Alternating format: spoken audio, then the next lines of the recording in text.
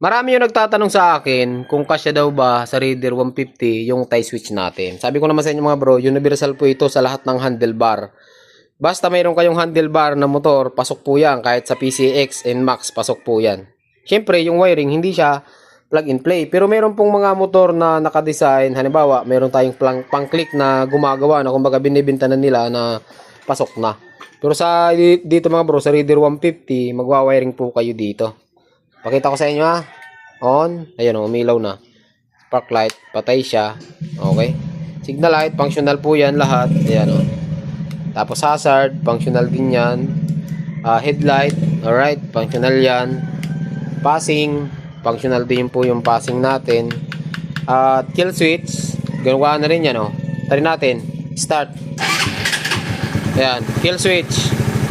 Patay siya mga bro pag pinindot natin. Stock na busina. Loud horn na busina. Okay. So, functional mga bro, ano?